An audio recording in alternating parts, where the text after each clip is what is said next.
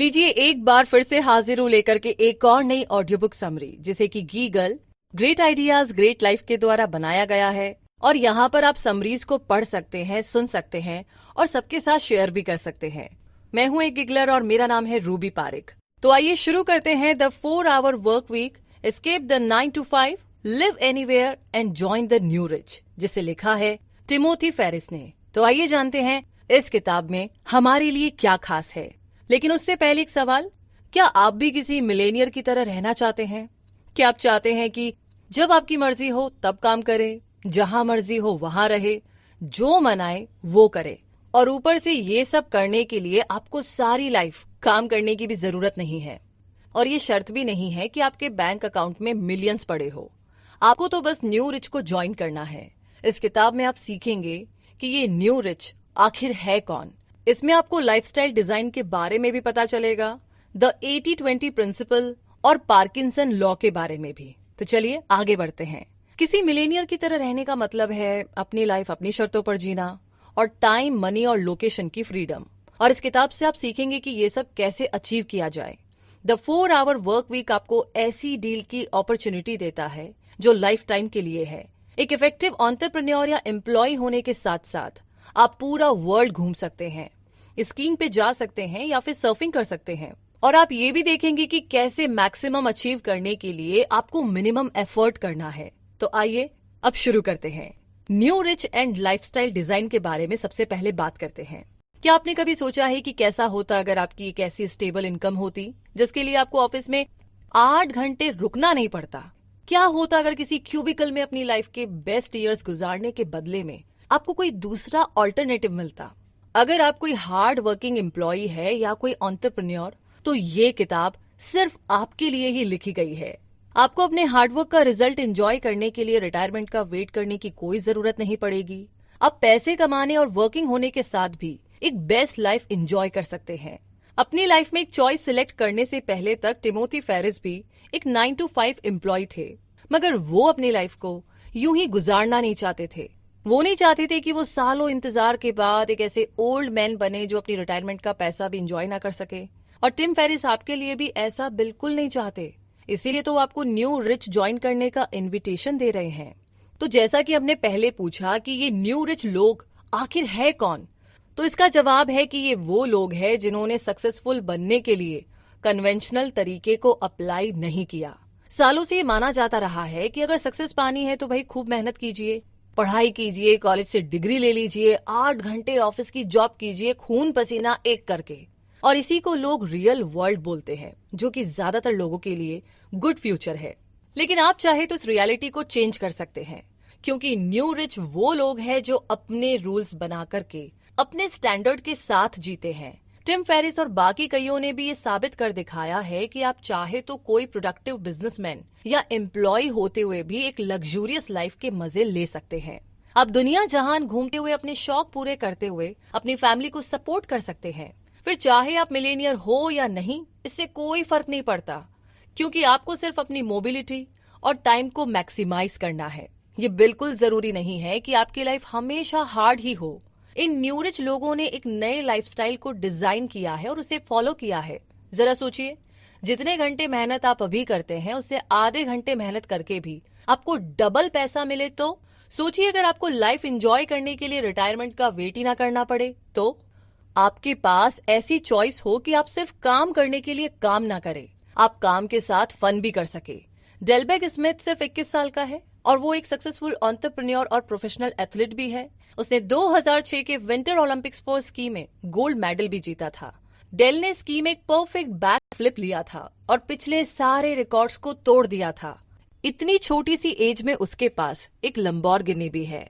Del originally Canada का है, जहां उसने अपने बड़े भाई के साथ मिलकर के एक ऑनलाइन आईटी कंपनी खोल रखी है। डेल जब 13 का और उसका भाई 15 साल का था तो उन्होंने अपने ओलंपिक्स में जाने का सपना पूरा करने के लिए एक आईटी फर्म क्रिएट की, और सिर्फ 2 साल बाद ही दोनों भाइयों का बिजनेस वेंचर इंडस्ट्री का 3rd मोस्ट सक्सेसफुल वेंचर बन गया था। जब डेल के बाकी सारे टीम के मेंबर जी जान से ट्रेनिंग में लगे होते हैं तो वो उस टाइम को अपने बिजनेस में देता है। एक बार की बात है, डेल अपने जापानीज क्लाइंट्स के साथ साके पीने के लिए टोक्यो तक चला गया था हालांकि उसके कोच को लगता है कि उसे ट्रेनिंग में और अटेंशन देनी चाहिए, लेकिन डेल अपना बिजनेस और ट्रेनिंग दोनों को मैनेज और आगे बात करते हैं एक्सीलेंट रूल्स की, जो कि परफॉर्मेंस रूल्स देता को रहा चेंज है। कर दे। जी डेल हाँ। अपने ओलंपिक ऑस्कर वाइल्ड ने एक बार कहा था कि हर वो चीज जो फेमस उसे है दोनों में से किसी एक न्यू को रिच छोड़ने बाकी की लोगों से जरूरत बड़े नहीं डिफरेंट पड़ती। टर्म्स ये में रहते हैं। 2002 की कहने का बात मतलब थी ये जब बिल्कुल डेल और नहीं है उसके कि बड़े वो अपने भाई ने हाथों पे ऑस्ट्रेलिया चलते हैं या माइग्रेट पैंट करने के के बाहर बारे में अंडरवियर सोचा, पहनते हैं। जो कि स्की के लिए न्यू रिच वर्ल्ड का लोग सबसे अपने रूल्स खुद डिफाइन करते हैं। यहाँ 5 बेसिक रूल्स है जो आप भी फॉलो कर सकते हैं। पहला रूल, रिटायरमेंट का गोल रखना ही गलत है। सब लोग रिटायरमेंट पर इतना डिपेंड क्यों रहते हैं? अगर कोई ऐसा करता है तो इसका सीधा सा मतलब ये है कि उसने जिस तरीके से अपनी लाइफ के मोस्ट फिजिकली फिट ईयर्स गुजारे, उससे वो खुश नहीं है। इसके अलावा जब तक आप रिटायर होंगे, जैसे कि मान लीजिए आज से 30 साल बाद, तब महंगाई इतनी ज्यादा बढ़ चुकी होगी कि आपकी लाइफ सेविंग की कोई ज्यादा वैल्यू नहीं होगी। और क्योंकि आप सारी लाइफ हार्डवर्क करते रहे, तो आपको काम की इतनी ज्यादा आदत हो चुकी होगी कि रिटायर होने के 1 हफ्ते बाद ही आप बोर होने लगेंगे। इसलिए इस बात का ध्यान रखें। दूसरा है, सरवाइव करने के लिए एक्टिविटी के साथ आराम करना भी जरूरी है। क्या आप 30 की एज में डोनाल्ड ट्रंप के जैसे बूढ़े दिखना चाहते हैं, ओल्ड दिखना चाहते हैं? हर रोज आप 8 घंटे काम करते हैं तो जाहिर है कि आप बड़ी जल्दी बूढ़े दिखेंगे। एक न्यू रिसर्च पर्सन बनकर के आप मिनी रिटायरमेंट को चूज कर सकते हैं। आप जब जरूरत पड़े तब तक काम करें, वरना आराम। तो 50 साल बाद रिटायर होने के बजाय आप अपने प्रेजेंट टाइम में घूम फिर सकते हैं या फिर कोई हॉबी या किसी शौक को पूरा कर सकते हैं।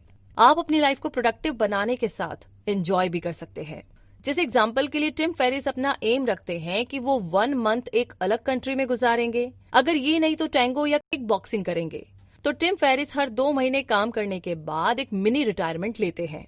आगे थर्ड रूल है कि क्या ये लेजीनेस है? बिल्कुल नहीं। The third new rich rules है, लेस इज नॉट लेजीनेस। जब आप लाइफस्टाइल डिजाइन अप्लाई करते हैं तो मीनिंगलेस वर्क से आपको छुटकारा मिल जाएगा, ताकि आप अपनी मोस्ट इंपॉर्टेंट चीजों पर फोकस कर पाए।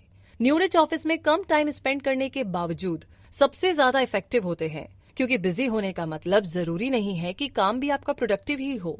और इसी के साथ आगे है चौथा rule, ask for forgiveness not permission.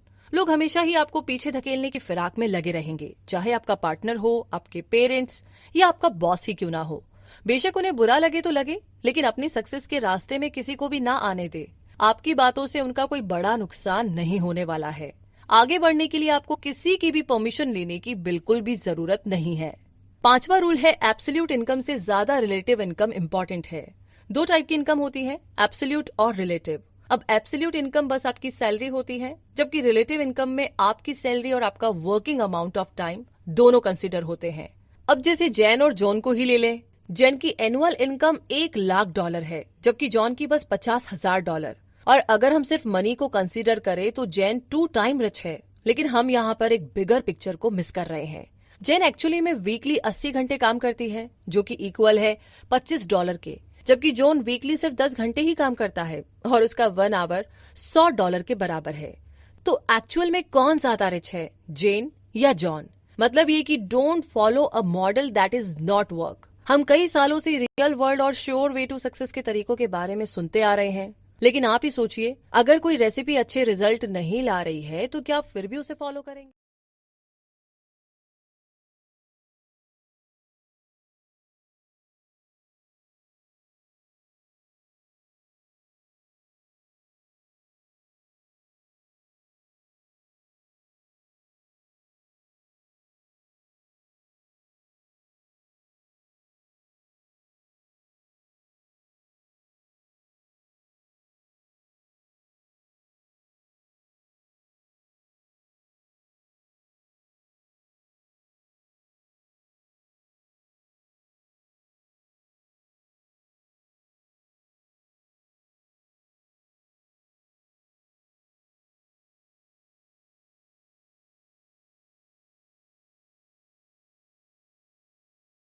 जो अगला स्टेप है वो है टेकिंग द डील। जी हाँ, अब आपको पता है कि न्यू रिच क्या होते हैं और आपको लाइफस्टाइल डिजाइन का टेस्ट भी मिल गया है। कोई भी बड़ा स्टेप लेना रिस्की जरूर होता है, लेकिन ये वर्थ इट है। न्यू रिच डिफाइन करने के बाद हम इसके 3 एसेट्स की तरफ मूव करेंगे, जो है फ्रीडम ऑफ टाइम, इनकम और लोकेशन। तो आप फ्रीडम ऑफ टाइम कैसे पा सकते हैं? आपको सिंपली ऐसे अनइम्पॉर्टेंट चीजों को एलिमिनेट करना है जो आपका टाइम वेस्ट करे। आपकी इनकम पर आपका कितना फ्रीडम है? आपको इफेक्टिव सिस्टम ऑटोमेट करना है जो आपको रेवेन्यू देंगे और आपको इसे हमेशा चेक करने की भी जरूरत नहीं है। आप टास्क आउटसोर्स करते हैं जो बाकी लोग हैंडल कर लेंगे। आप लोगों को और प्रोसेस को माइक्रो मैनेजिंग करना स्टॉप कर देते हैं। आप लोकेशन की फ्रीडम कैसे पा सकते हैं? खुद को लिबरेट करके आप ऐसा कर सकते हैं, और ऐसा आप अपना यूजुअल 9 to 5 एस्केप करके और मिनी रिटायरमेंट लेकर के कर सकते हैं। तो इस तरीके से आप टेक द डील की मदद से न्यू रिच बनेंगे। इसमें डी का मतलब है डेफिनेशन, ई का मतलब है एलिमिनेशन, ए का मतलब है ऑटोमेशन और एल का मतलब है फॉर लिबरेशन। तो अगले चैप्टर में हम एलिमिनेशन और अपने कीमती टाइम पर फ्रीडम पाने के बारे में डिस्कस करेंगे। क्या आप टाइम मैनेजमेंट के एक्सपर्ट हैं? क्या आप डेली मल्टीटास्किंग करते हैं? यहाँ पर एक चीज बहुत इंपॉर्टेंट है, टीम फेरिस कहते हैं इसके बारे में सब भूल जाइए। आपको रिडिकुलस लग रहा है, राइट? तो चलिए 80-20 प्रिंसिपल और पार्किंसन के बारे में अब जानते हैं। ये 80-20 प्रिंसिपल आखिर है क्या? आइए जानते हैं। इसे इकोनॉमिस्ट विल्फ्रेडो परेटो ने प्रपोज किया था, इसीलिए इसे परेटो का लॉ भी कहा जाता है। सिंपली हम बोले तो इसका मीनिंग है कि आपके टोटल आउटपुट का 80% आपके 20% टोटल इनपुट से आता है। अगर आपका कोई बिजनेस है तो आपको रियलाइज होगा कि आपके प्रॉफिट का 80% आपके 20% कस्टमर से आता है। ये वो लोग हैं जो हमेशा आपके प्रोडक्ट को ज्यादा खरीदते हैं। अगर आप कोई एम्प्लॉय है तो आप नोटिस करेंगे कि आप अपना 80% रिजल्ट अपने 20% ऑफिस आवर्स में से प्रोड्यूस करते हैं। क्या आपने कभी नोटिस किया है कि रेगुलर 8 घंटे के बजाय 2 घंटे के ओवर टाइम से आपने ज्यादा रिजल्ट अकम्प्लिश किया है, मतलब उसे पूरा किया है? टीम फेरिस ने अपना बिजनेस चलाने के लिए डेली 15 घंटे तक काम किया है। वो हमेशा खुद को हेल्पलेस और ओवरवेल्म्ड फील करते थे। वो डेली सनराइज से पहले उठकर के यूके में अपने कस्टमर्स को कॉल करते और रोजाना 9 से 5 अपने यूएस वाले कस्टमर्स को फॉलो किया करते थे। उसके बाद न्यूजीलैंड और जापान मार्केट के लिए फोन कॉल्स में लग जाते थे और मिडनाइट तक ये सब कुछ चलता रहता था। उस टाइम तक टिम को 80-20 के प्रिंसिपल के बारे में पता चल चुका था। तब उनके 120 होल सेल कस्टमर्स थे जिनमें से बस 5 ही रेगुलर ऑर्डर देते रहते थे, फिर चाहे टिम उन्हें फॉलो करे या ना करे।